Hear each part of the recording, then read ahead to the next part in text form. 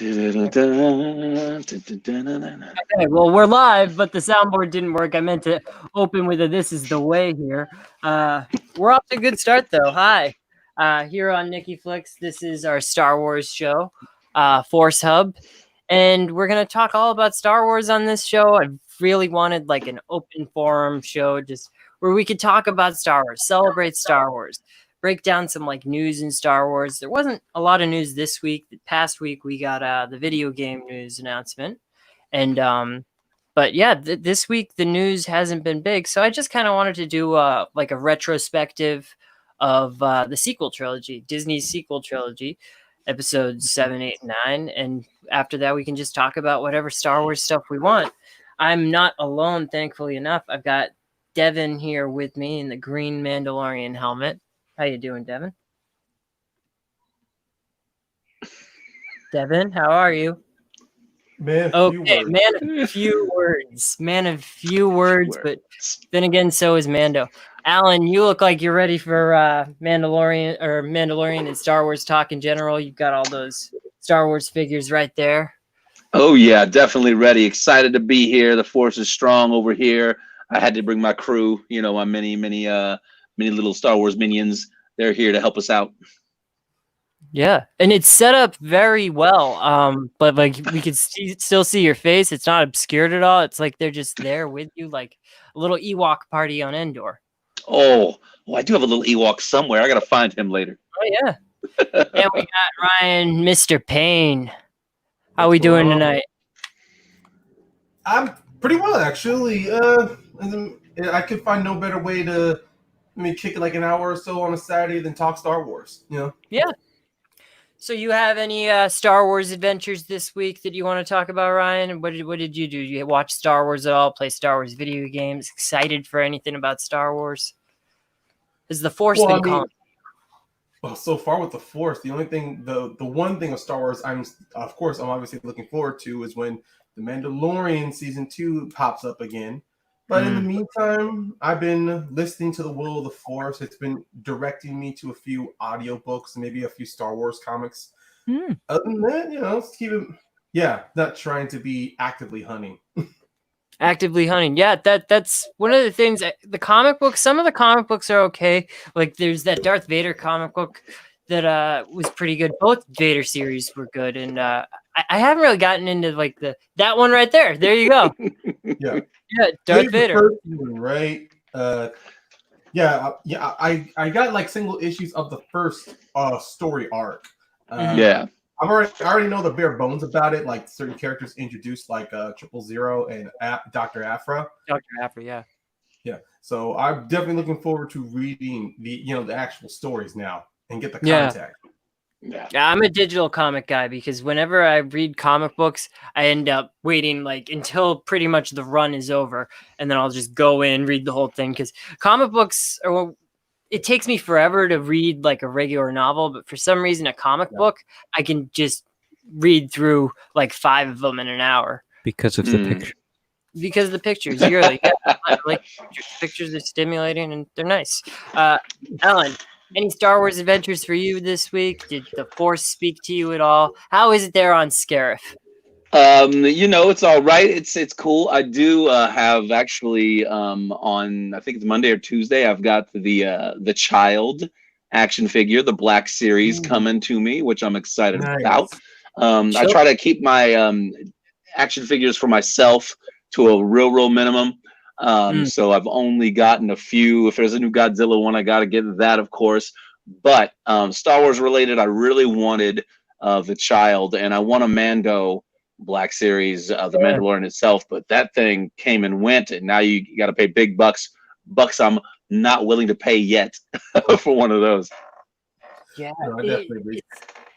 The Black Series, they have like they got like a couple of good stuff on there. I know they have a lightsaber replica, I believe, or Revan's lightsaber. There's buttons on there to where not only you can turn it on, but you can also adjust the color of the lightsaber itself. Yes. And certain videos, or at least certain photos, I think you can be able to actually detach the LED part of the saber so then you can actually be able to store it. And if those photos are true, I can't wait to buy it. Unfortunately, in my area, I can't get it until August. And that's an officially Hasbro like licensed product. The Black Series, yeah. Yeah. Because The lightsaber. Because the Legends series, like either Marvel or Star Wars, the ones that the Legends, that create the actual model replica helmets of Star-Lord, Mhm. the Iron Man, and Ant-Man. Yeah, they're under Hasbro.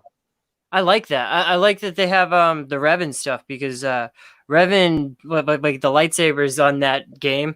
I remember I always used to like mod that game to get like different lightsaber hilts in the game because every single lightsaber hilt is almost exactly the same in that game, but it's an elegant design and I actually like that.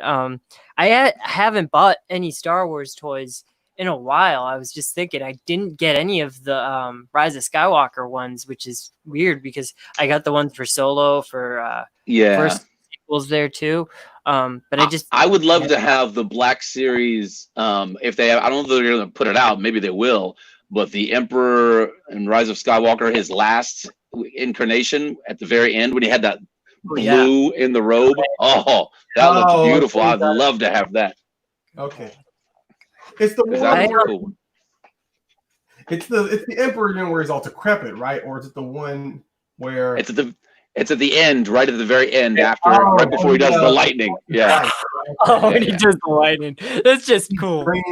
Diet. Okay. I want to get a good like Anakin because I like the still. Devin prefers articulated figures. I prefer more the like statues that are more like a scene, like a piece of art. And like I have like some Hawkeye ones, Doctor Strange. I have like all the Avengers.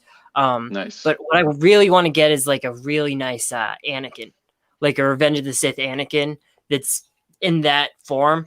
But I haven't been able to find any for like affordable price. Like the most like inexpensive one that I saw was about like $100, and that was like a Hasbro one from that's like I don't spend that much on a toy. I try and I'll get like the knockoffs ones as well. Yeah, it depends on the right toy on it. Right. As long as it looks nice, as long as it looks like I don't need the brand name. I'm taking them out of the box. I'm putting them on display. That's everything I want to go around the room. Devin, you take your toys out of the box? Yeah. He takes his toys out of the box. Alan, toys out of the box. I can see right there. Clearly. Although I do have some that are in the box. You were just talking about the Avengers. Last year when they put out the first 10 years series, I've got the Iron Man, Thanos, and Doctor Strange one. That's still in the box because that thing came and went, and on eBay it's going for a couple hundred, so I'm gonna keep that one in the box for a while. But usually because all these little guys, I buy these because the kids want to play with them with me, which is awesome. We have some great crazy adventures, and we've reenacted our own movies with these guys. So everything else take out of the box and play with for sure. Ryan, you take your toys out of the box? Yeah, I always like to keep. I always take them out of the box. So they don't always. I mean, look, I like an item that's mint condition, but at the same time, if it's something that I pay over like within hundreds of dollars for, it's not staying in bubble wrap or in the box for long. I mean, during time of Infinity War and Endgame, I ended up purchasing both the life-size Infinity Gauntlets for both the left and the right. So that's double fisting it with Infinity Gauntlets, unlimited power. Talk about unlimited. 12 gems on each side, just snap. Oh, I can't snack with those because they're so big. But I can always give them the fear of God. And give them the finger too. I thought you were saying I can give them the finger with it. That's pretty funny. Fear, yeah. Oh yeah. I mean, and also, whatever Star Wars memorabilia I get, I take it out of the box too. I went to Anaheim a couple years ago at a WonderCon. And I I bought a lightsaber from I can't remember I think it was the Ultimate Saber Duelist or what? Ultra Sabers.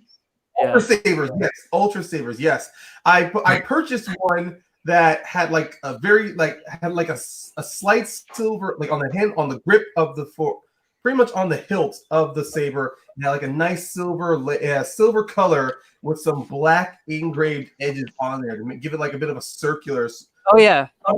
indent in there. So when you grip the lightsaber, it doesn't feel like it's slipping out of your hands. Like you Yeah. can actually. Mhm.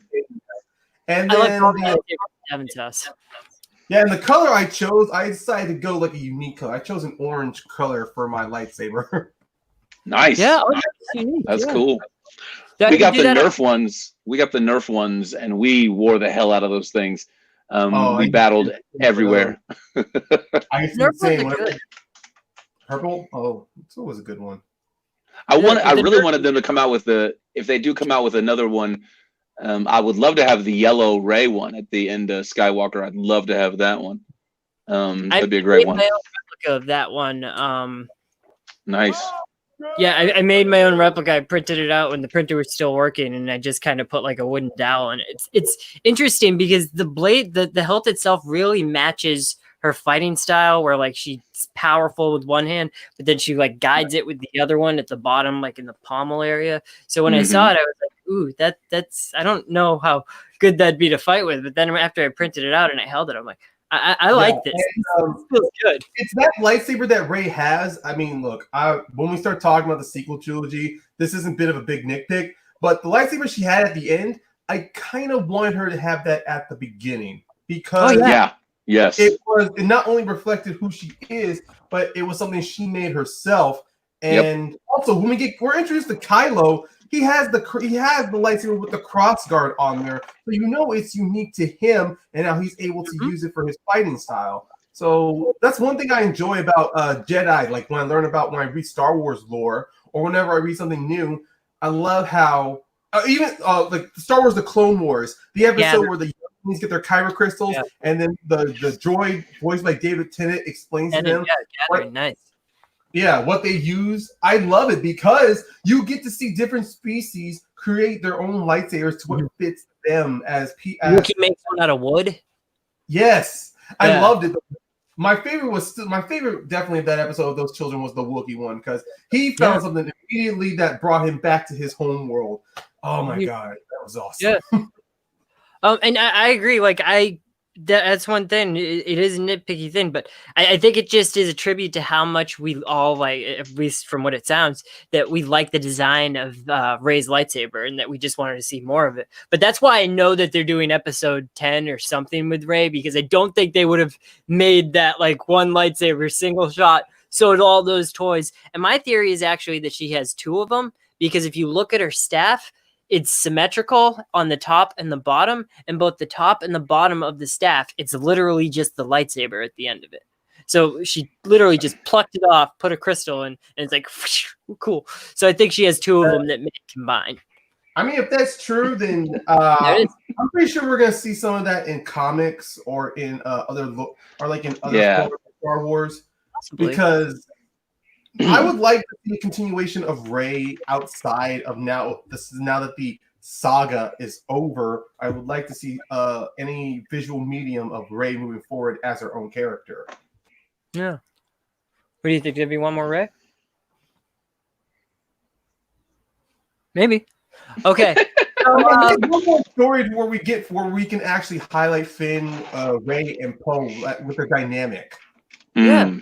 See, I would like them almost to do what they were planning on. Because if you remember, like when X-Men Origins Wolverine came out, what they were planning on doing was they were going to do an X-Men Origins Storm, an X-Men Origins Magneto. Yeah, and then they were series.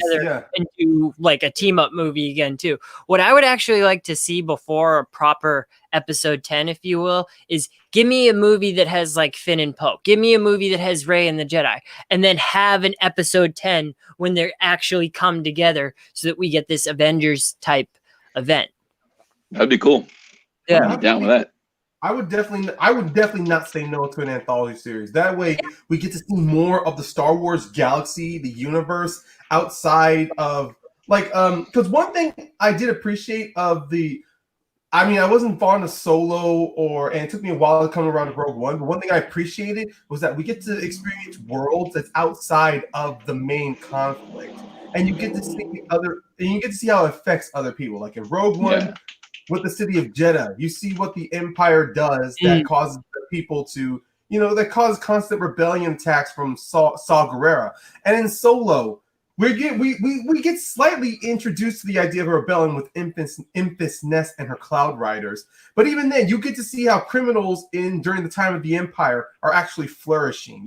That they actually have not only their own power, but their own monopoly, their own set of rules. The fact that with the Empire wanting to rule over everything, they really don't care exactly who else is, it's one of the reasons why guys like Dryden Voss, or like how Darth Maul was able to still remain in power for so long.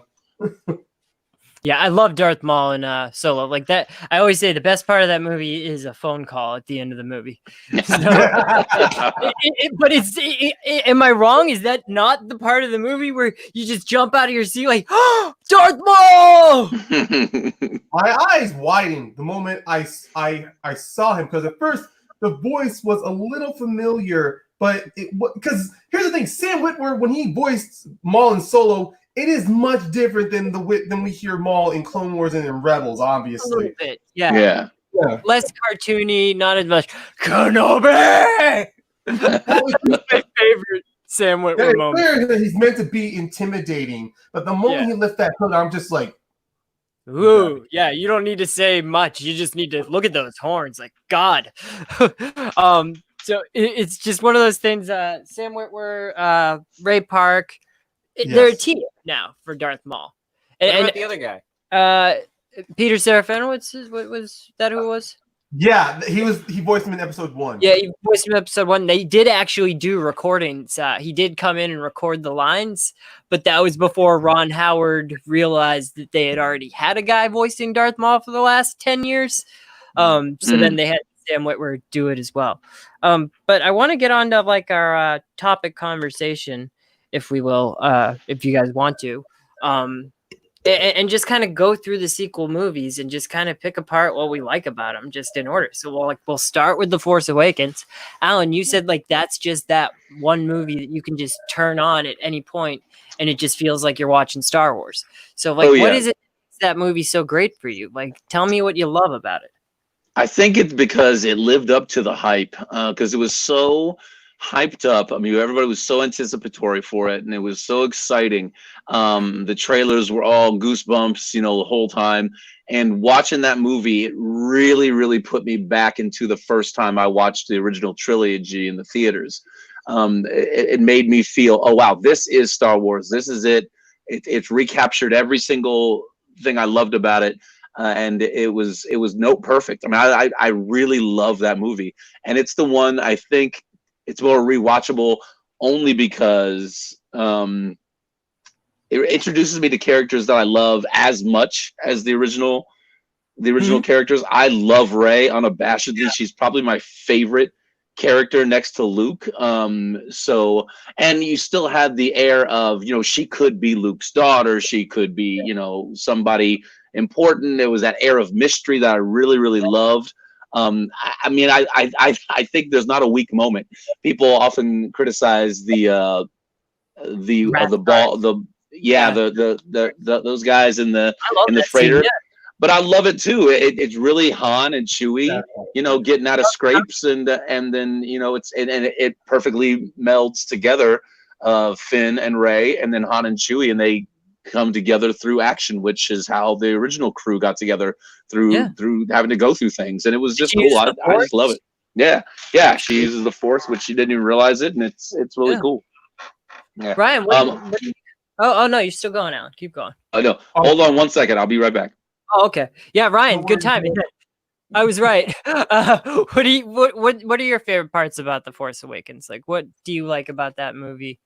I mean, most of everything Alan says, I do mirror. And with Force Awakens, this was during a time with Star Wars that you weren't sure if Star Wars was really back, like in the movie theaters. I mean, because the last actual Star Wars theater we had was the animated Clone Wars movie, and it did not sit well with everybody. No. But even as a Star Wars fan, I still kept gobbling up most Star Wars content I could be able to afford and get my hands on.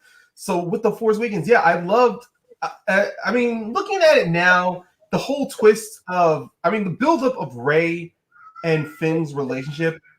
I mean, their friendship, well, the relationship of Finn and Rey, I definitely agree with it because with Finn, you see this man who trained his entire life as a stormtrooper, and in his moment of battle, loses his friend, and then he's having a crisis of a moral crisis of conscience, to where all he wants to do is run.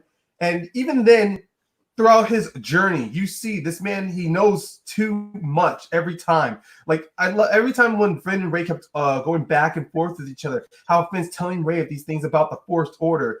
And even now, when he lies to Rey that he's part of the Resistance, it should have raised some alarms to Rey. Is like, wait, how do you know that? But yeah, even then, it's still kind of like that unknown, because Rey, as somebody who was stranded on Jakku for most of her entire life, anything that she wants to learn about the outside world is not going to be suspicious to her. Like, let's say if he was relying this in, because if we take back to when he was bringing Poe out, he tried to lie and say he was doing the right thing. Poe saw through that crap and said, "You just need a pilot." Yeah, so I like how that dynamic was different with Finn and Rey. You see Finn, he's just making up all these drastic details, and Rey is giving him nothing but complete trust. And I like how at Maz Castle, when Finn finally breaks down, or at least she lets go of this facade and tells her everything, she is shook. And it is kind of at that point where you can argue was a catalyst for her to hear the lightsaber call out to her, which really begins her on her journey. Yeah. The moment Finn leaves, the next chapter for Rey moves forward. And then I love it. It's back. Like, those two are the story of Force Awakens. Yeah. To it. And he even says in that moment in Maz's is that like he ran right into you and you saw me for something that nobody else did. Like she trusted him right away. And it was one of those things where Finn was just kind of trying to escape at first, but even when he was trying to escape, he was still trying to, like, Rey, come with me. Don't go into this, because you don't know what the First Order is capable of. I keep calling them the Forced Order. Like I keep the foist. They foisted everything. They foisted. Yeah. They foisted all. Finn. There's one thing I wanted to talk about with JJ. I mean, what JJ did for directing style in The Force Awakens, which works well, and I'll comment later on Rise of Skywalker. When you look back to when Finn, said when Rey assumes Finn's part of the Resistance, when you see those camera angles, how Finn, he's just like, he feels like he's at a low moment. So when Rey, when Rey looks at him, you see Finn get this spark of like, not just hope but trust in him. And then they do that same camera shot to where he's looking up at her and she's looking down at him again. And the difference is this time, Finn, he's laying it out in her, all out to her, and he doesn't care what she thinks about him. So when you see Rey have a look of disappointment, you can see it's something that Finn was expecting. So that was those were two things that I took from those two separate scenes between Finn and Rey that I think make Force Awakens work well. Yeah, it's perfect. That's kind of when the movie like slows down a little bit. Like I always say, there's a scene where after you see the movie for the first time, if you need to like take a bathroom break, that's always the bathroom break scene for me, because I run and I go to the bathroom. It just shows that, like, because I want to see the vision. Like I try to get back before that and the battle and stuff. But it's just great that you mentioned that, because even where the movie slows down, there's still great scenes. There's still great character moments. And that's what J.J. Abrams has always been good at, even going back to like a show like Lost, is that character work in that. Is my microphone on? Did I ever go off? 100%. No, you didn't go off. Never thought I went off. It was hanging a little bit. Yeah, but sagging. even like the character work in a show like Lost, that wasn't the problem with that show. The problem was the story. The problem was the plot. JJ did such a good job with characters. I was watching the first 2 Star Trek movies that he directed, and it's funny because you have all that history with the original series crew, and then they have their movies. And that level of camaraderie, you feel that almost instantly in the J.J. Abrams movies. At least I did. But Devin, JJ takes his time to build that camaraderie, which is why the first one is good. And so in the second one, you see that it's definitely more, because the first one you can argue it's assembling the crew. The second one is Kirk understanding the importance of being a captain, being a leader. Yeah. And then the third one is all about Kirk putting his faith in his crew. And now the same vice versa. We are doing Trek Hub tomorrow night. If you want to come on that with us. I can talk about the television series. I can talk about the movies. That's all I can do. Oh yeah, well, that's actually what I wanted to get into tomorrow was just the revisiting that, kind of like what we're doing with the sequels right now, is just revisiting the Kelvin timeline. But Devin, what stood out to you in The Force Awakens? What was your favorite part of that movie? I know you can't take Kylo Ren seriously after he takes his helmet off, but what stood out to that other than his appearance taking the helmet off?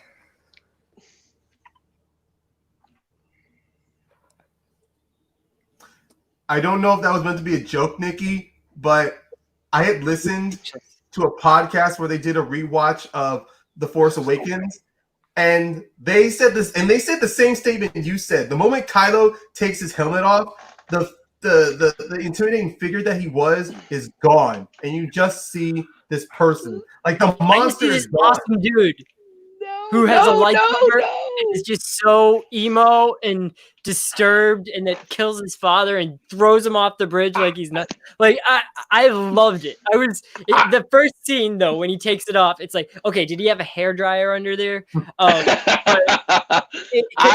They fixed that. They fixed that in the last two. I think it's more intimidating. I love that moment when he takes it off. I actually gasped because it was the complete opposite of what we imagined under Vader's helmet all those years. Yeah. This horribly discarded, scary thing. I love the fact that it was just this boy who was obsessed. I loved it. It was actually more terrifying. Creature in a mask. Yeah, it was more terrifying because it's, oh, wow, this is obsession, and this is what obsession can lead to. I loved it. I loved it. Ray's reaction is like, oh. Yeah. But I can understand their sentiments too. Like, I don't mind Kylo taking the helmet off. To me, it would have worked much better if he did that with the scene with Han Solo, not with Rey, though. Yeah, there you go. That works. That works. Yeah. Let's say you keep that moment of Kylo with that helmet on, and he's trying to, use the Force to read into your mind like he did with Poe. But then when you see Rey starting to resist, you can do so much physically by not seeing. I love that moment where it's that push and pull between them. But I think it would have been much better if the focus was more on Rey than we get unmasked. Yeah, because that's where the intimacy between them starts. I think that's the only reason why they didn't just decide to have him take it off, have the reveal in front of Han Solo. It's like that's where you see that Rey's sort of interested in him, because he takes the mask off and she's like, oh. She likes it. As much as that is, though, but at the same time, JJ had, because if you're going to bring that up, JJ technically had another opportunity to unmask Kylo when he's talking to Snoke on the hologram, and he says the map is in the Millennium Falcon with your father Han Solo. That could have been a moment to where when you cut from when Snoke goes away hologram, JJ could have lingered there and then have Kylo take his mask off, and then you just get a scared boy. However Adam reveals that. That's why I think having him take it off the first time in front of Han, looking back at it, would have been a smarter choice, because then you see Kylo trying to put on a brave front in front of his dad, but every time Han Solo keeps taking one more step further, closer and closer, he keeps chipping away at the lies Kylo has told himself. So when Kylo does that moment is even more powerful. And even if you did see that kill come, and even if you did see Han's death coming, it would have hit even harder. Yeah. So, Devin, what's your favorite scene of the movie? Is it when Kylo takes the mask off and it becomes a comedy for you, or is it the beginning? What do you got? All that actually comes to mind for me is the scavenging scene and Unkar Plutt. There's a lot of shit that I've forgotten. I should probably rewatch those movies. We'll watch it tomorrow, I guess. Well, they're all on Disney Plus now. That's right, they're on Disney Plus. Except Solo. It's still on Netflix. Solo's still on Netflix. Yeah, I think that was kind of still with like the old contract. Because I know yeah. Last Jedi got added onto there. Yeah, So they just switched it to Disney Plus. Same with Infinity War. Like Infinity War just came available on Disney Plus. Disney Plus allows each account to have 7 user profiles, which I thought was interesting because they said originally that they weren't gonna they were gonna crack down on password sharing. It's like that's almost encouraging password sharing Right. there. Yeah, but so yeah, I mean, create 7 profiles on Disney Plus. I want to talk about the lightsaber fights. There's more than one. So like all the stuff in the marketing material was Finn with the lightsaber, and just in retrospective, looking back, like when you first saw like that movie, they were advertising Finn as the new hero, as the new like lightsaber chosen wielder, one, yeah. and it was like a bait and switch type thing. I remember the hashtag Where's Rey with all the Mhm. toys, and they didn't sell those because they wanted to sell them with the lightsaber. I'm kind of upset that Finn wasn't confirmed to be the next one. I love Rey. I think she's a great character. I think Rey, she would have fit more, not like a Force sensitive, but you could see, because when we introduced her, not only is she a scavenger, she's a great pilot. She's she's linguistic on the planet. I thought Finn would have made more sense because there are 2 separate moments in The Force Awakens where you get that, when with the Finn attack feels on the the Force twice. Yeah. Huh? Finn does feel the Force like more than once in The Force Awakens.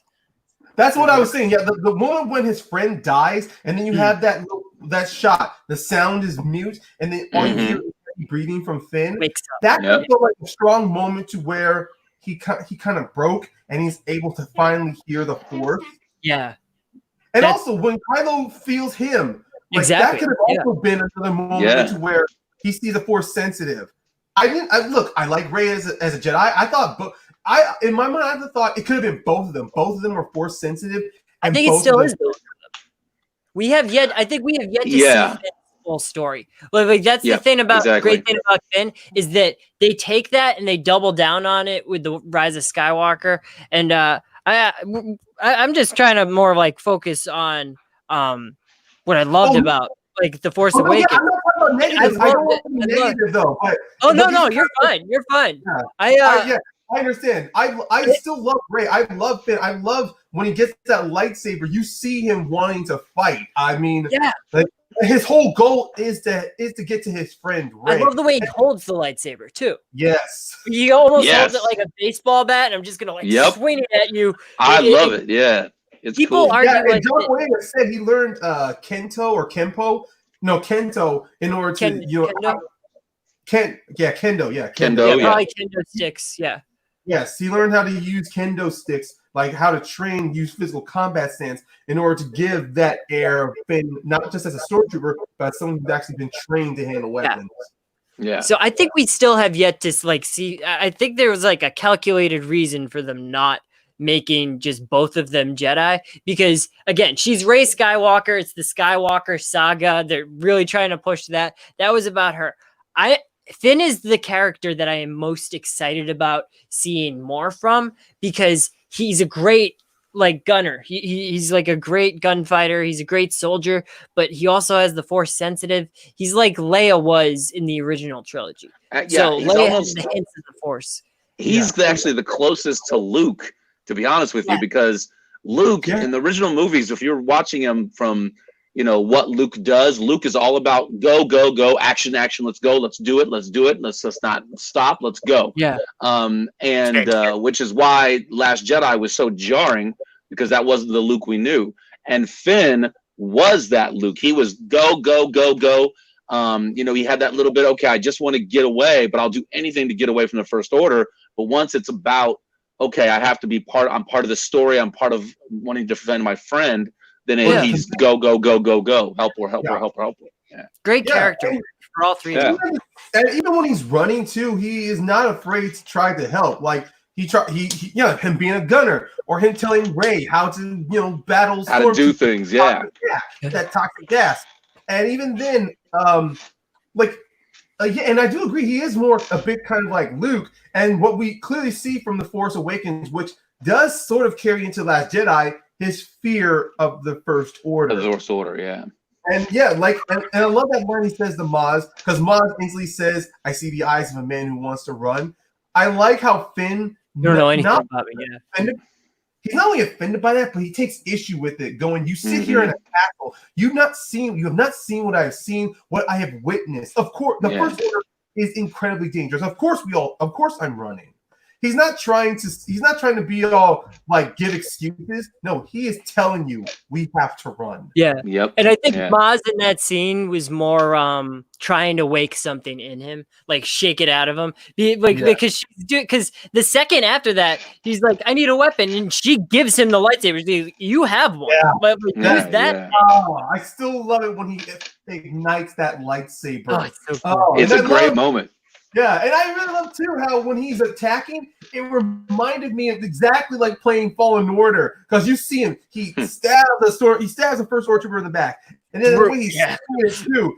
Like if we've all played First Order, we see the way we're swinging that thing, like in all circular motions, and when you stab somebody, it impales straight through the center, man. The most realistic sword combat that we've had in Star Wars to that point is in The Force Awakens. JJ sets the tone for these lightsaber battles to be more realistic, to be more gritty. That's my favorite part of the sequel trilogy, is how much those lightsaber fights look like actual sword fights. Whereas in the prequels, I love it in the prequels, but we always say they're dancing. They're dancing in the prequels. It's heavily choreographed. But the thing is, I love how each different trilogy has their own style, and they represent each different generations. Like with the prequels, you see the Jedi at the height of their power, to where they're in thousands, like legion, like thousands of Jedi warriors, some ex-Jedi out there. So, and the Force is spread out through so many Force sensitive. So and they're, of course, the original trilogy is up close and personal with the battles. Like they're talking a lot more, and then because Luke's not trained as a warrior like all those Jedi were. He's a soldier, just like with Finn. He's a soldier too. He's a soldier. Trained as a soldier and fights like a soldier. Yeah, he's scared. Like you could see in Empire Strikes Back, he's backing up from Vader. Vader's coming at him. He's just trying to stay alive. That's what I love about Empire. You see you see Luke's confidence come and go. When he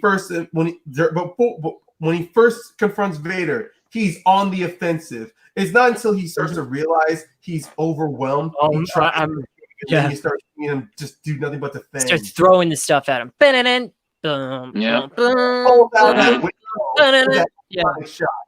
They bring that back in Revenge of the Sith, that same like refrain from the score. But back to like Force Awakens. Another thing I'll say, I'll bring up the end of the movie. The Jedi steps. She's walking up the steps, the score in that moment, and then you're just like waiting for what she's gonna get at the top of the mountain, and it's Luke Skywalker, Jedi Master, and then it's just zooms out and that is an awesome ending. It doesn't matter if you hate like the next two movies, that ending is incredible. It almost sets up the next movie to have to take place immediately after, which in hindsight might not have been the best idea. But it's such a great ending. Yeah, that ending's literally telling you what's next. Yeah.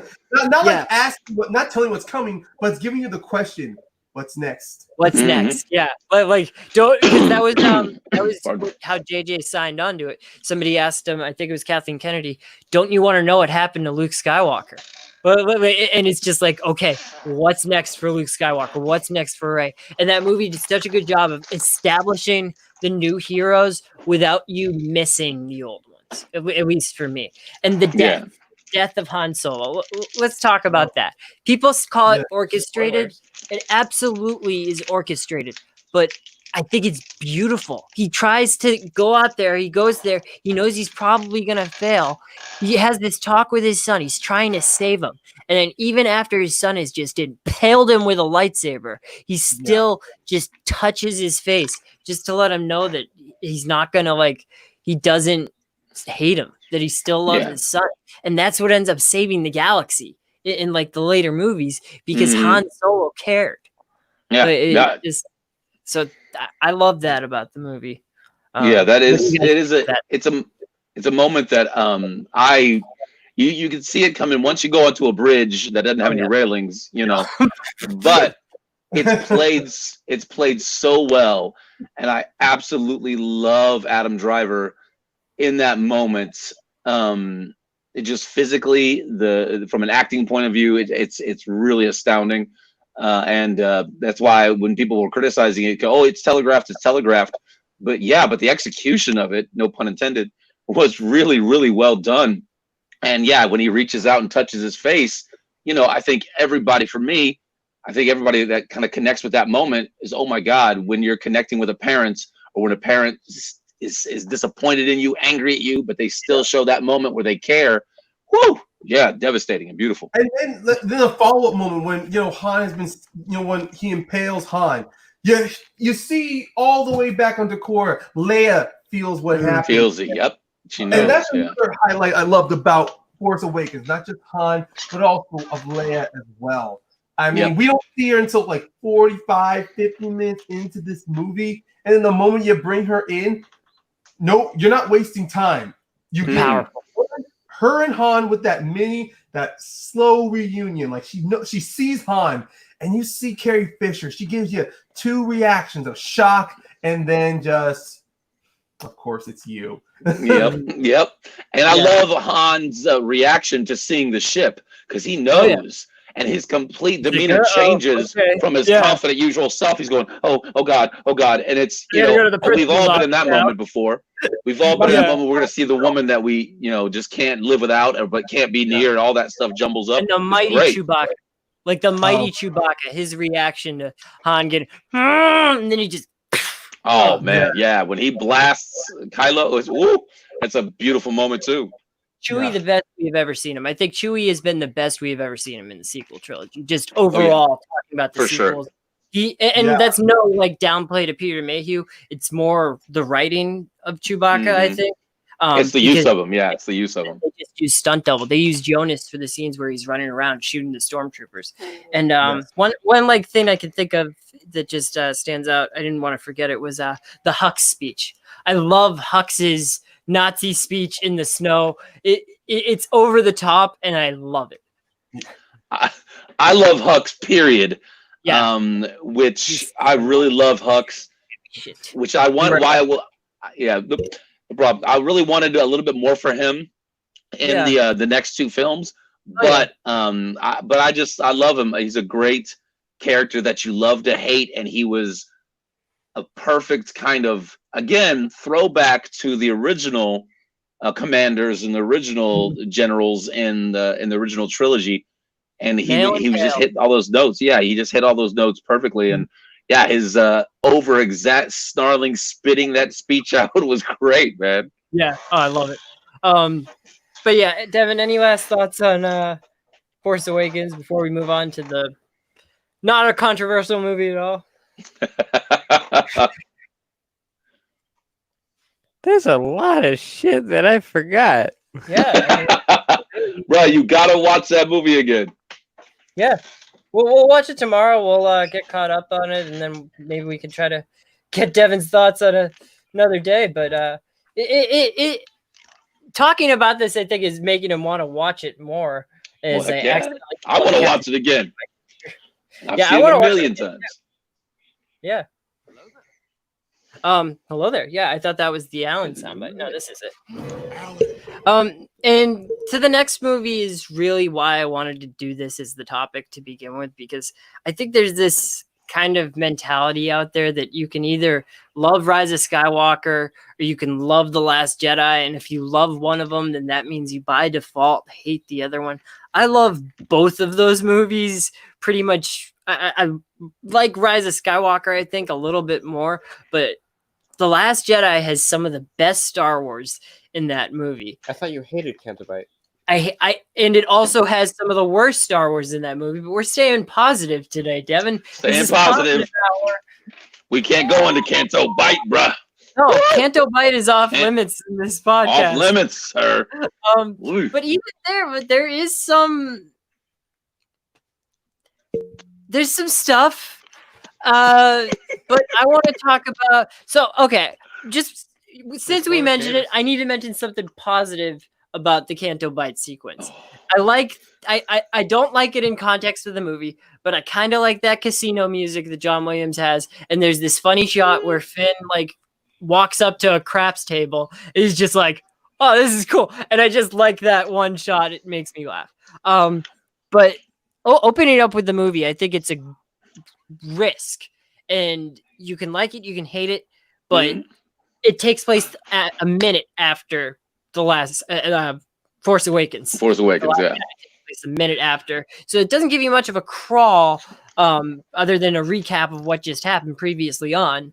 But it's not a recap. It's pretty much trying to tell you what's happened months from now. But then, I mean, this is one nitpick I have about Last Jedi and its Rise of Skywalker. The crawl portrays the opening moments of the story. Yes, it does. A little bit, yes. Yeah.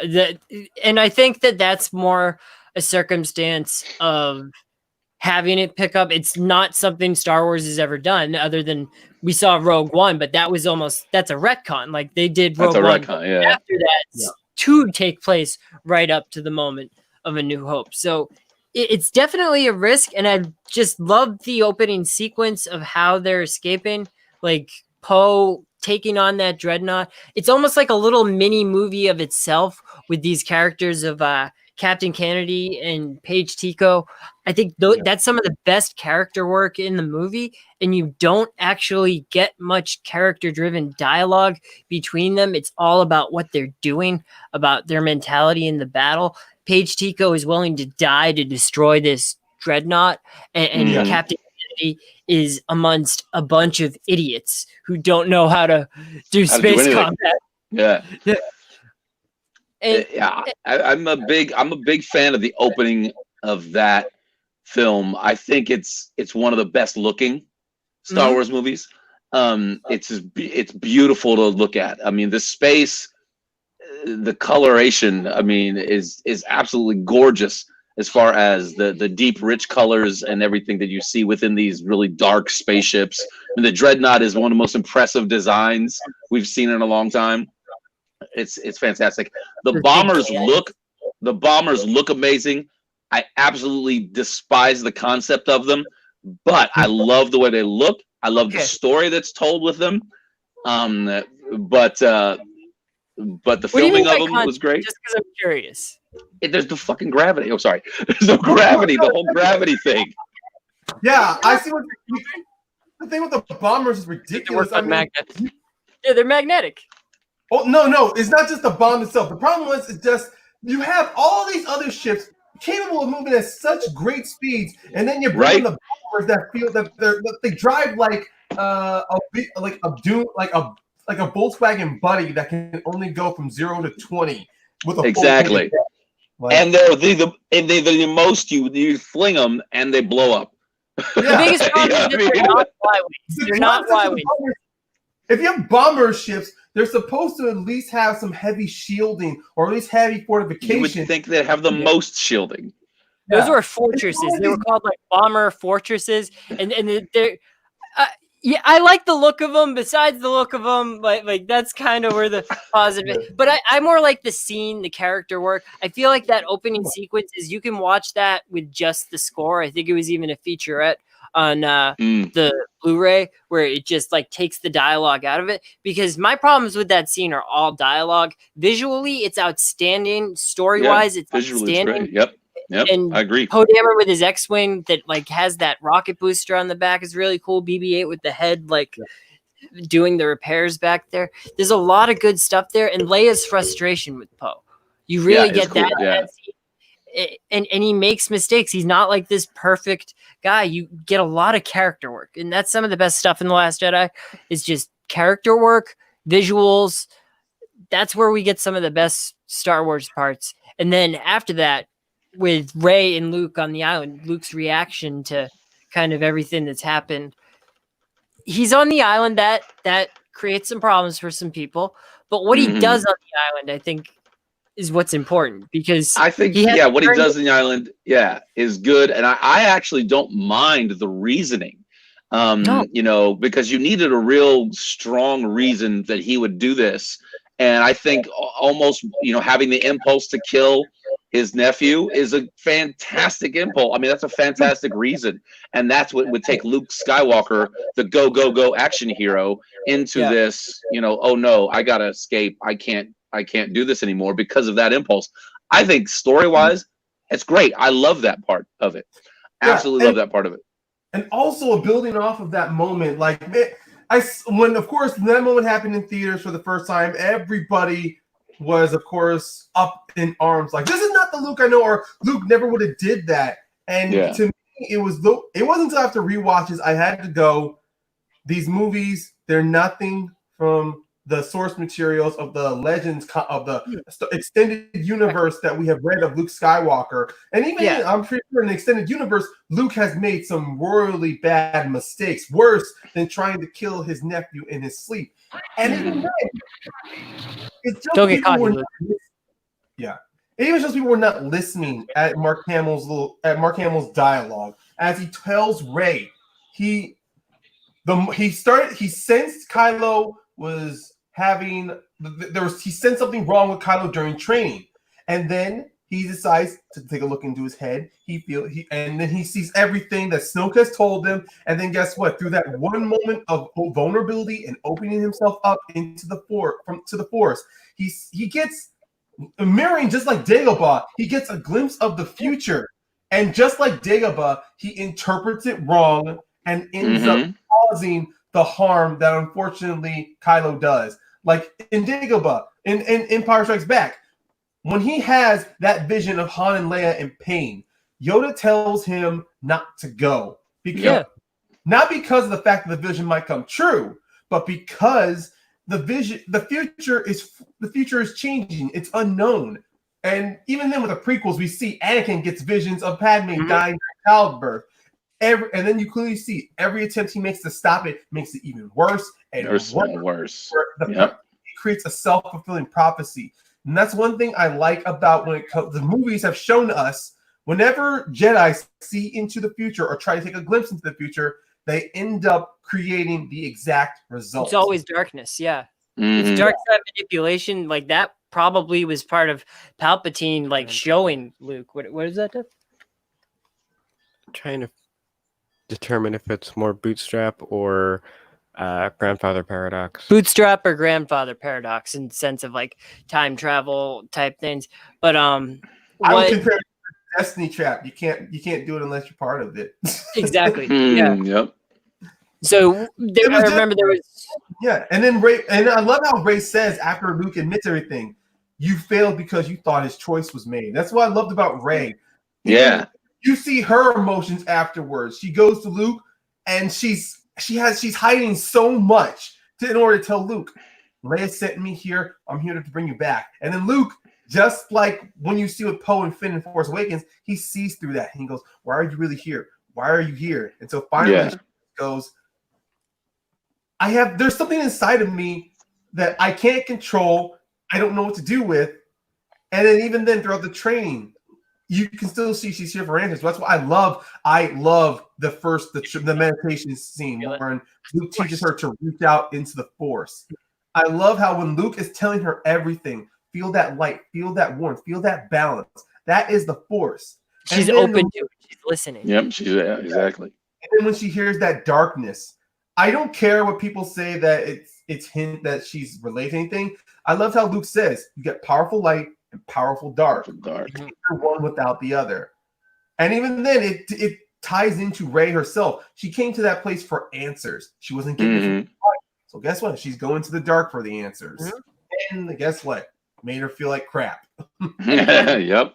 I love the heat, and other people don't see. Devin doesn't see this in The Last Jedi. Again, you got to watch this movie again because the heat between Kylo Ren and Rey. I got to plug it in. Yeah, the connection between Kylo and Rey when they do that, the Force Skype, as we'll call it. I really love that new power that is introduced because it shows that connection that is there. I'll get nitpicky. I'll get rewritey a little bit. I would have loved, because Rey and Finn's connection was so strong in Force Awakens, I would have loved to have seen Finn on Ahch-To as well. I would have loved to have seen, because I clearly hate all of the Finn stuff after, because Canto Bight, no. But if we would have seen that connection with Finn on there, I would have loved to have seen what Luke could have taught Finn. And maybe Finn would have had more of these Force sensitive powers emerge, maybe from that interaction. I think that would have been fantastic. I love Chewbacca, of course, on the there, but I know Finn got bust up in the end of Force Awakens. But I would have loved to have seen Finn. Yeah. I think the stuff I hate about the Last Jedi is Finn and Rey being separated. I think it would have been much stronger if they were together. Yeah, because you feel that like all Finn is thinking about is getting back to Rey, is protecting Rey, because it goes back to what his original motivation was in the Force Awakens, was that he was in this for Rey. Yeah, like he was in it for Rey, and that was and I think that would have given him. I mean, because the only things I enjoy about Last Jedi are Rey and Luke scenes, the beginning of the film, and the end. I do enjoy the last battle with Phasma. It's again, once everybody's in the same place, I think it's great. They're all on that ship, even though Rey is somewhere else. But I think the best stuff with Finn is when he's on the ship with them. Because everything, I mean, the Canto Bight stuff hurt it so much for me. When I watch that movie now, I'll watch the beginning. All the Canto Bight stuff, I'll be doing something else, and then once it's back to Rey and Luke, okay, we're good. And then the end I'll watch, because the end I really appreciate. But there are I do have actually some positives on Canto Bight itself, because at first that part did take me out of it. I thought it was a disservice to Finn because of the fact that when we get there, they make so many mistakes going through there. And then when I rewatch it, I realize those mistakes are tied in for a reason, because the moment Holdo, and I think Holdo is probably a very underappreciated character in Last Jedi. The moment you meet Holdo, all we get about Holdo is Poe's impression of her. At the same time, after Poe being demoted, you assume, okay, a new commander in charge. But guess what? Holdo respects Leia, so she's not going to counteract everything Leia did. And then guess what? When Poe learns about the whole plan, and then of course C-3PO says Holdo's not gonna like it, he goes against her. So pretty much through Poe, we're trained and are taught to not like Holdo. And then right here with Rose and Finn, the moment they got that little ticking clock on them, you see those mistakes being made. They get to Canto Bight. Instead of stashing that ship somewhere secret and then getting to the casino planet to find the code breaker, what do? They park right close in front of everybody. They make it obvious. They don't do no stealth. They don't try to sneak in. You see what happens when you get two people who are not just untrained, unassuming, and pretty much ignorant in their own actions. How they keep failing. How Finn gets distracted at this planet when he realizes he has a job to do. How Rose, despite the fact she's aware of what this place is, should have been the one to tell Finn we have a job to do, instead of just go with, oh wait, 5 years, I'm distracted. And the only one who actually does a damn thing there is BB-8, which is And then when they're in prison, they don't get the code breaker they wanted, and so it's kind of like they got the one they needed. Yeah. Do you think we'll ever see DJ again? No. Nope. I thought he was an interesting character. He felt like a one-off in this movie because he was important. He's there to teach Finn that don't be so one-sided. Just because the Resistance is not trying to rule the galaxy doesn't mean they also deal with these people as well. And that stuff is fine in another movie, I think, or if Finn would have got that information maybe in a different way from maybe it's just so troublesome. It's all the coincidence stuff. It's all the little bitty things that just come on. It does show the mistakes that they're doing because they're untrained or not paying attention to what's happening around them, not aware. But it also makes them seem a little too ignorant, and a little too, you're relying on things you shouldn't rely on. You need to get back to what you're doing. I guess it just falls to me. What I like about DJ was that he harkened back to that the things that George Lucas was trying to teach people in the prequels. Don't be so trusting in the institutions that are out there. Like the Resistance, the First Order, the leadership there are going to go with what they're most interested in, with what their interests are. You got to go with be your own person. Don't choose. Which he actually does take his advice. He kind of takes both his advice and Rose's advice from those, and he kind of compounds them to be his own person. And we'll go to like the throne room. Porgs, that's one great thing. But the throne room and the elevator up to the throne room, those I think are two of the greatest parts when those they're are having great.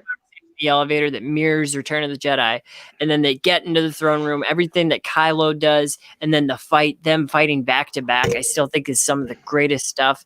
And if we're going to what we wanted to happen, I wish that some of those guards with those sticks and stuff, just throw some of those into Rise of Skywalker, just so that I can see more of Rey and Kylo fighting back to back. The back skills, yeah.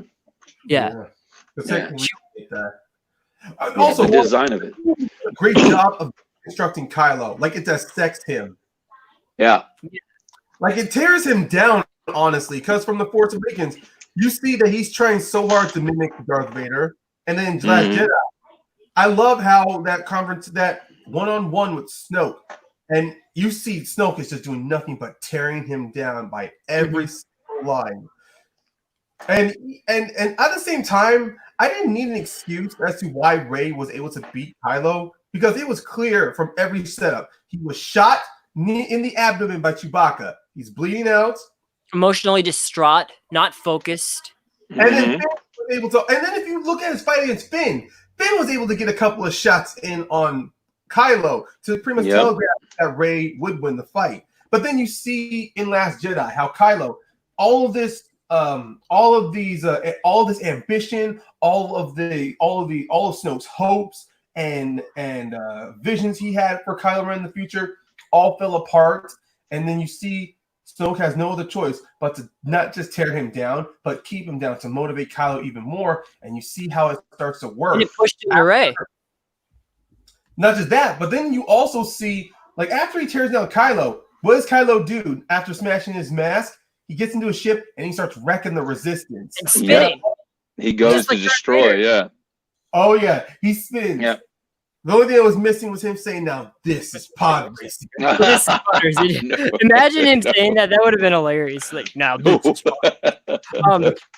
But I meant to have a Wilhelm scream there, but soundboard is not functional at the moment. But you know what? That's okay. Right. We'll push through anyway. No worries.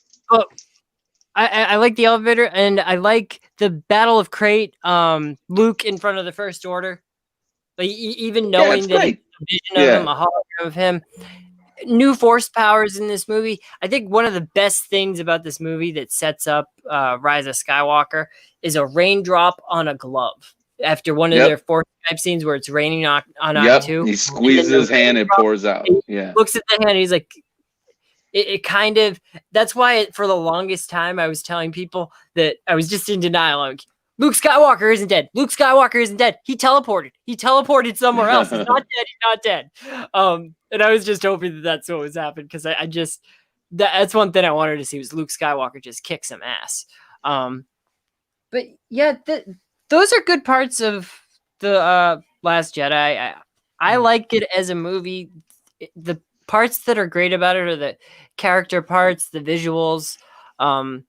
And I mean, I'm satisfied with it as a movie, and I don't like one or the other. It's not, you could like both of them, guys. So third movie in our sequel recap, things like Rise of Skywalker. Now, I love the opening crawl of this movie, the dead speak. That's pretty cool to me. And Kylo just wrecking shit on Mustafar.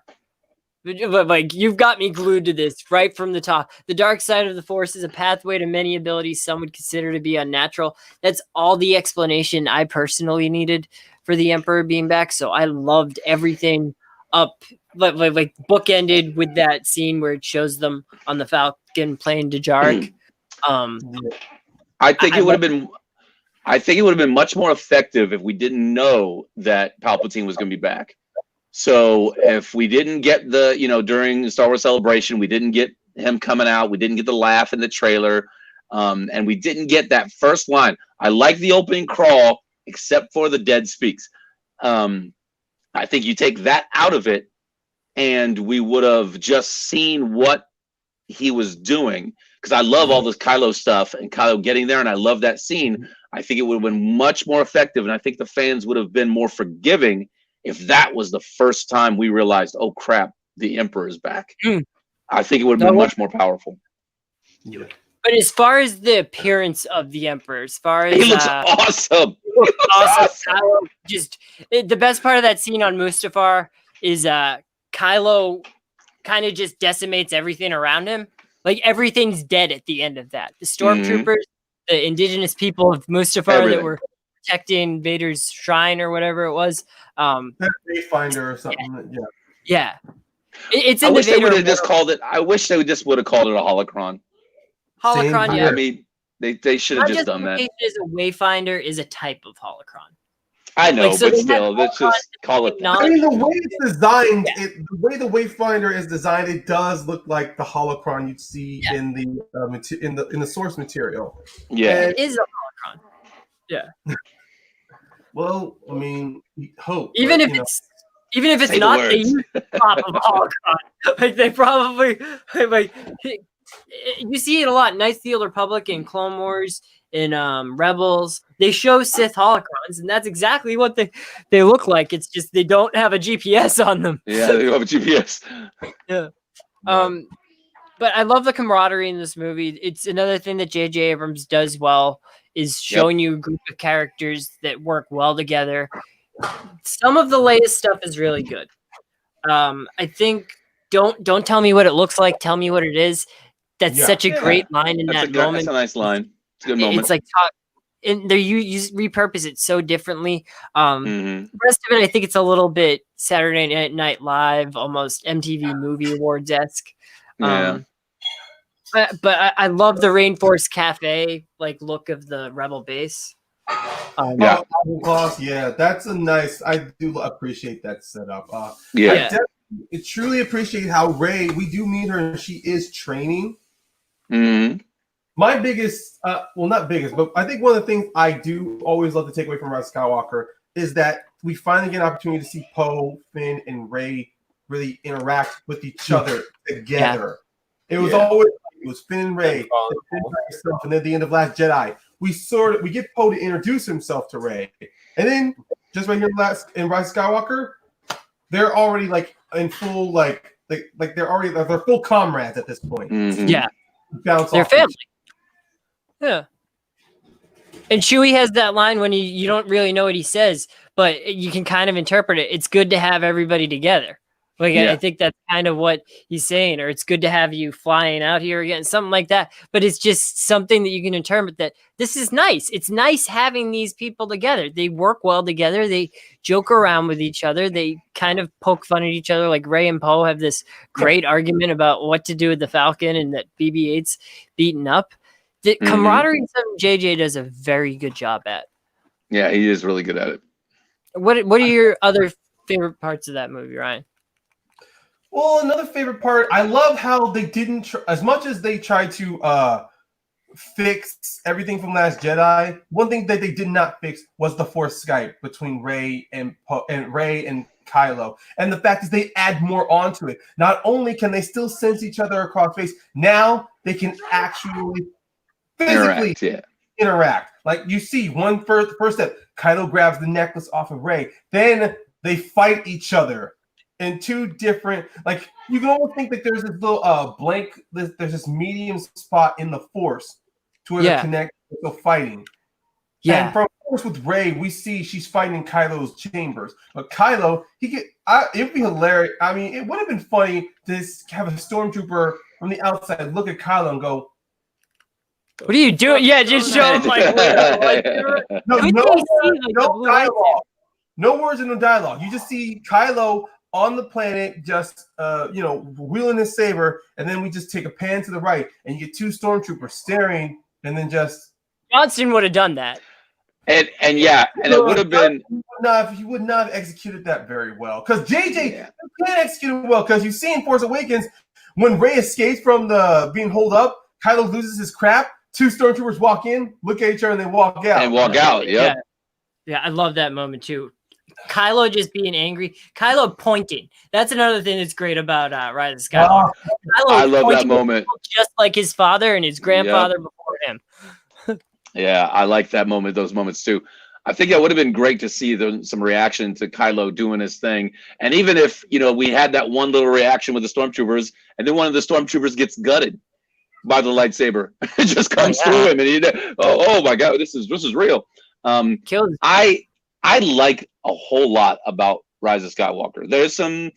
It's a little too catch up for JJ to try to squeeze in two movies into one movie, but I enjoy it. I can watch it and just enjoy it for what it is. I like all the new characters. Dio I like Baba Frick. Dio is the most. There's no point for him to be in this film, but he's awesome. Oh no, I love him. He's awesome, and I love him. But there's no point for him. Yep, there's no point for him whatsoever. But he's awesome. He's adorable and great. Yeah. In the dark. Yeah.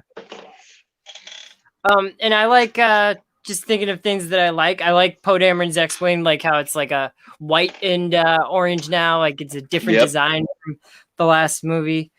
I like the use of Lando. Honestly, I like the use of Lando. I think he was used just enough. I even like what he can do. On Pisana, like that, how Rey, and I like it because I'm seeing it through Rey's eyes, where like Rey goes down, she sees it, and she's like, I've never seen anything like this before. And like Poe, they're kind of like jaded by the galaxy. They're like, I've never seen so few Wayfinders. But Rey's looking at it, and she's just soaking it all in. She loves it. Yeah. I think I one moment I really wish they would have gone on, because I thought what Skywalker was going to mean was the new Jedi Order would have been called the Skywalkers. I would have enjoyed that. So when Rey is paying attention to the puppet show and the children's reaction, I thought that should have been paid off more with, okay, she's going to become a teacher. I think that should have been paid off a little bit more with that. Yeah. Isn't there a planet out there where the word for Force user is Skywalker? Yes, that's actually the Chiss planet. In the I can't remember. Yeah. So I thought that's what thought that was going to happen. Trying to grab it out of my head is like trying to find the moments. Yeah. Look, Skywalker is my least favorite of the trilogy, but there are some positives I can see of this movie without a doubt. The sword fights are still great. The battle on the Death Star. Say what you will about how like it doesn't make sense, because I was watching some things in Star Trek the other day, and Star Trek Into Darkness, there are a lot of contradictions of just facts that they say in that movie. But the reason I love it is because of the story, because of the characters, because of the journey they're going on. And the fight on the Death Star, I wasn't expecting that to be the big lightsaber fight of the movie. And then you get that the score is removed, and I think that's the most realistic lightsaber fight that we ever get, because it comes down to Kylo wearing gloves is what I think is the difference in that fight, because towards the end of the fight, you could see Rey is having a hard time holding the lightsaber, where she's holding it every different way that she can because her hand hurts, because it's in cold rain. Kylo's smacking her hand, and she's getting blistered because she doesn't have gloves on. Wear gloves during a lightsaber fight in the ring, guys. That staff lightsaber. We need that staff lightsaber. So. Yeah, we really did. We needed that staff payoff. I think that staff payoff would have been a lot better. There were a lot of theories that would have been the staff, but I think, yeah, exactly. If we would have seen that dual lightsaber that her dark side wielded, that would have been cool to see. Rey wield that. Ones that she puts together, because there were two of you show the staff again, the action figure. Yeah, the action figure Just put staff. on the action figure that that's her lightsaber that's on the end of it. It's right Yep. there. It's Devin, right what were on you both ends. Do any of you think that during that fight scene when there was no music, do you think that Duel of the Fates is supposed to be playing there? They may have No. composed something. I think that would have. No, I like the fact that we didn't get any score. I like it too. I think Duel of the Fates would have maybe, I don't want to say would have cheapened it because it's a great track, it's a great piece of music, but I think it would have been ill-fitting there, and I think it would have been more trying to get us to remember something we liked, to add to the weight of the moment. JJ And I likes think to the weight of the remove moment was perfect by as is. He did that with on the bridge with Han Solo in The Force Awakens, where that scene where they're having the conversation. There's no score there until the lightsaber turns on. Yeah, until the ignition. Yeah, So Really trying to imagine it. yeah. It was a great moment. And again, I know people say, "Oh, Finn screaming Rey got old," but I love John it. John Boyega is a hell of an actor, and he made I it love it.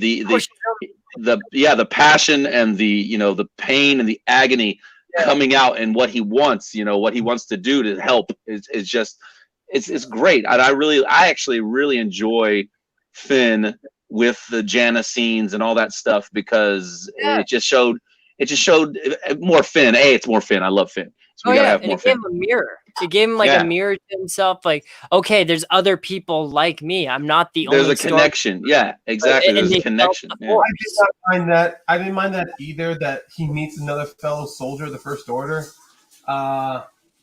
Jenna. That's it. That's her name, Jenna. I was really thinking hard. Like I wanted to bring up, find a name. TZ7019, I believe her stormtrooper number was. Nice.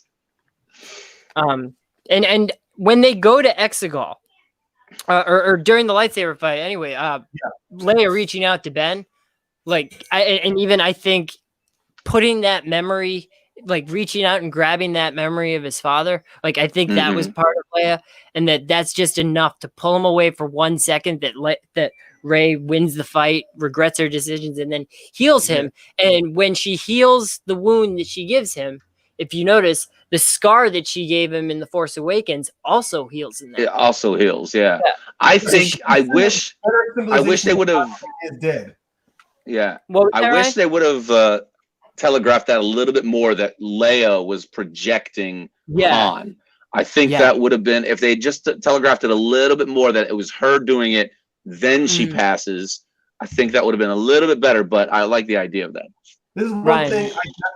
What I was saying, Nikki, was that when you talked about when she heals Ben, then his scar's gone. I was saying it's just a more symbolism that Kylo Ren is dead, and now Ben Solo is here. Is back. Absolutely. Yeah. What I wanted to talk about with Leia, and this is something I still stick with Leia. I mean, look, it was unfortunate we lost Carrie Fisher. That was unavoidable. It was out of our control. But moving forward with the shooting, what could have been done was that you not just use CGI, but you make Leia like a hologram. Yeah. How about, for instance, we have reflection. No. We could have what could have been set up was that early on when we get to the resistance base in Agen Kloss, let's just say we have Leia hold up somewhere in a certain side of the planet to where she can't leave because let's say she has been trying her best to reach her son through meditation. So she probably left holograms of herself around, like holograms for Rey to go to when it comes with training, or even or not holograms, but kind of like over projection on screens. Like they just contact her, and then you can just see a physical hand, and then Leia in blue light, and you can have the lines being spoken. And that way, when we do finally when you do want to see Leia physically on the screen, she could have did that little force Skype with Ben to where during the battle of Endor, during let's say Ben and Rey they clash, and then when Ben's about to go for a killing stroke, he hears her, and then he looks across and past Rey, he sees Leia off in the distance staring at him. Because Rey does. We do see Rey see Leia and Luke. we don't see Ben's perception of Leia. We just kind of see it. It would Yeah. have been better on that moon during the battle. Ben sees Leia like right there across like the oceans, and then all of a sudden, and then just like some clever camera trick, right after like he sees Leia right there, Rey pops up with the lightsaber, And then boom. into Yep. Drew, or- him. yeah, that could have been cool. I just like that That'd have been a she great moment. that she did like save him, and like after she dies, that like she wait. It's I always say this. She's waiting for him. Like she was waiting for like him to, because she knew. She said at the end of her Jedi path, another one of those situations where seeing the future caused her to make a rash decision. In Yes. some people's minds, she threw down her lightsaber. She stopped being a Jedi and said that at the end of her Jedi path, that her son would die. She Mhm. became a Jedi again, took on an apprentice in Rey, and at the end of that path, her son died. So she was waiting for him. That's how I view it. And the moment the reenactment in of the Force Awakens scene with Han and Ben, Yes, it's a shock that Harrison Ford's in the movie, that they got him I in the like movie. that. I love how I always believed that this was something in Kylo's head. This is just Kylo's conscience finally Yeah. coming. Exactly. Kylo finally listening to his conscience. I never believed. Did I say Kyle or Kylo? Yeah, you said Kyle. I was like, Kyle Katarn?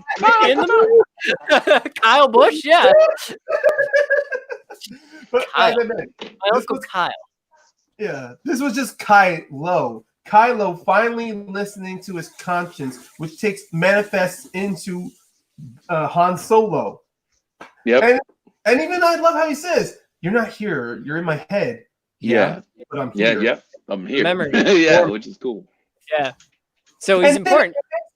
Luke's last line in Last Jedi: "You strike me in anger, I'll always be with you, just like your father." Meaning that, and we watching Last Jedi with that line means Kylo Ren has been burying Han Solo in him throughout the entirety of Last Jedi.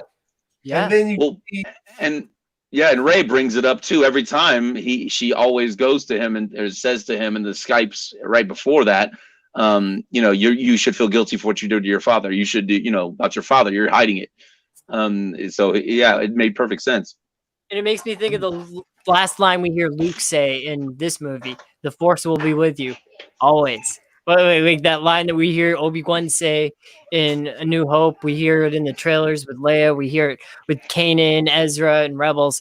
A lot of Jedi say that. That's the last thing that Luke says, and I like that that's the last thing that we hear Luke say as a Force ghost.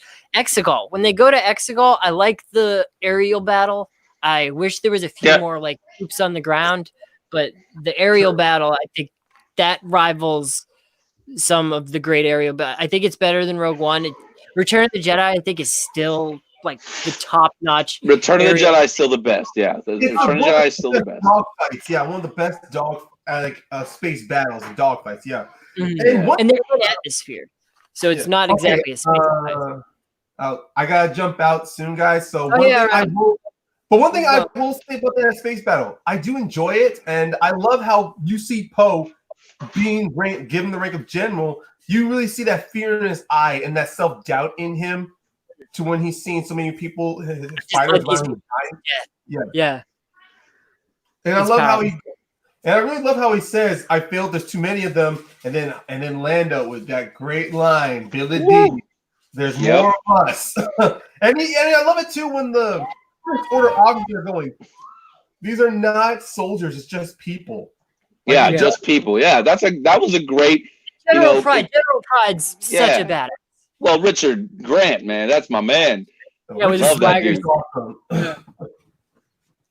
He's the king. Ryan, if you had to hop out, I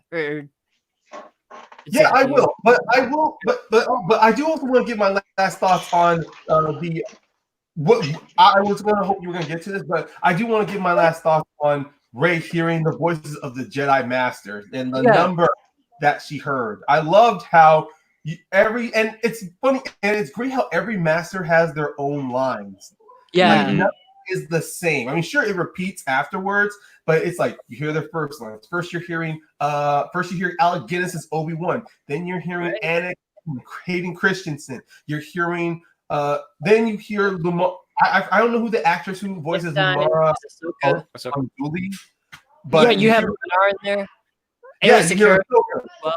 Ayla Secura, Kaden Jarrus, for Christ's sake, is like, yes. Like, and I do love that moment too. I look back on it; it's a good moment because it's another moment where it's where Rey, throughout this entire movie, has had nothing but self-doubt and this vision of herself as this dark figure, finally embracing the light. Yep. Yeah, absolutely. I agree absolutely with that. And the lightning. We finally see what unlimited power. Like what? Yeah. Something's on the tip of your tongue. Did we hear Ezra? We didn't hear Ezra. No. No, after that movie, I came across a post where a fan who watched that movie 3 times, he had listed down all of the Jedi and what they said, and Ezra was not in there. They thought I heard somebody that thought it was Ezra, and then it like retracted and said no, that was just Hayden again. So just Hayden again. But Alan, the Exegol sequence, what's your parts you liked about that? Ryan? I gotta jump out, guys. So Rick, we find you, bud. All right, Ryan. Good to see you, brother. Ryan. Definitely talk to you guys later. Shoots. All right, thanks for coming on. Appreciate it. So, Alan, we'll wrap up our Rise of Skywalker. What we love about it. What did you love about that movie that we haven't covered yet? I really loved. I was disappointed in the use of the Knights of Ren, but I love the final battle with Kylo versus them because we get to see Kylo do some awesome stuff. I mean, I adore the scene where he pulls out the lightsaber and that little bow he takes. You know, it's such a great little moment. And that whole thing, I liked it, and I really liked the swap healing and the kiss. I thought the kiss was perfectly timed. I thought it was great. I love it. I liked the end of that movie a lot. Yeah, the kiss. It's not like the Rose Finn. Yeah, there was heat between those two. Yeah, there was. She even says, "I did want to take your hand, Ben's hand." Your hand, and she wanted him.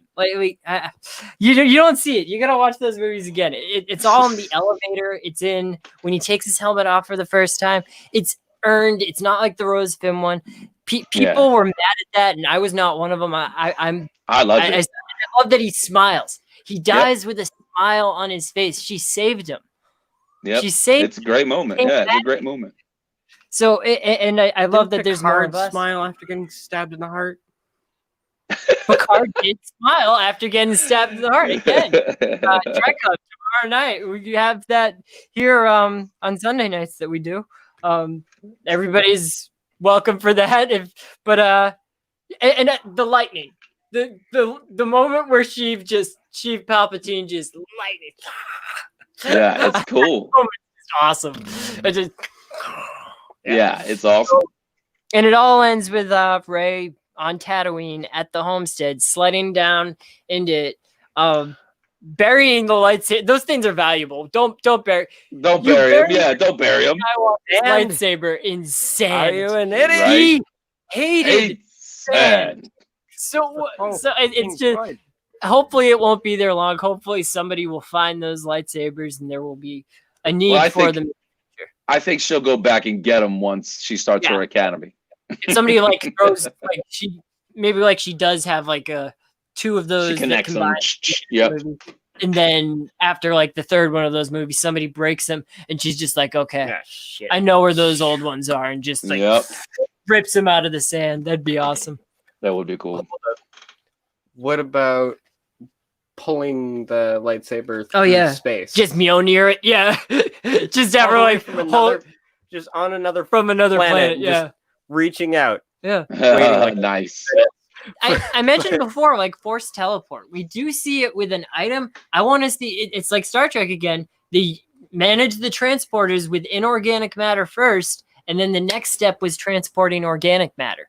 So I want to Admiral Archer's prize beetle. Prize beagle, Porthos. I want to see a force teleport at some point. I think that's the next step, where it's almost like a Valerian type scene where you're hopping through different worlds. And That would be, yeah. that is what I want to see next. And I think it's the natural progression of the Force Skype. But anything else you got to say before we wrap up? I think honestly, I think it's a good trilogy of movies. It tells the story well. I think it wraps up a nice set of movies. I think we're good for movies for a while within that saga. I think The Mandalorian's the natural step, the television stuff. I'll be honest, I don't want to see an Obi-Wan show. I'd rather see I know.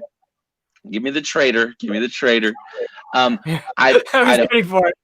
I'd rather see a Rey or a Finn or a Poe show, to be honest with you. But I think it's a good trilogy of films, and I think it wraps it up nicely, and it's something I'll revisit multiple times for sure. Oh yeah, yeah. Devin, any final thoughts on that trilogy? Like it, hate it, gotta watch it again. Thumbs up. He's got to watch it again. Clearly, we're gonna watch all those movies enough. This week now, I guess, because you need a refresher. He does. But yeah, bottom line for me is these movies make me happy. I enjoy watching them, and even when there's stuff that I don't like about Star Wars, I like it because it ends up being quotable moments. I'm sure you are. I love that. So even the bad in Star Wars is good. So that's what this show is going to be about. Force Hub. We're going to celebrate Star Wars here. There's no celebration Star Wars celebration this year, but you can celebrate Star Wars with us. So, cool. Alan, where can the people find you? You can find me hopefully on here again on the Trek Hub. I'd like to be on there too. On the After Dark, all that stuff. During Nerd Fights, definitely hang out and watch the Nerd Fights. Can see some nerd battles. We're gonna have the championship match pretty shortly, hopefully soon. So you get to check that out. Yeah. Okay, Kevin, where what obscure internet site can people find you today? Squarespace or what Tinder? What do you got? Tinder. Swipe right. Up swipes. What was it? Gotta think of this. Because I wasn't thinking about it because I was thinking about Star Wars. Watch your mouth. You're gonna wind up going home. You can find him at a hardware store doing stocking this week because he got a job. Nice. All right, guys. Find me here on Nikki Flicks doing all kinds of shows with these guys, and we'll see you next time. Thanks. Aloha, everybody. Are you sure you want to end broadcast? Yes. Yes.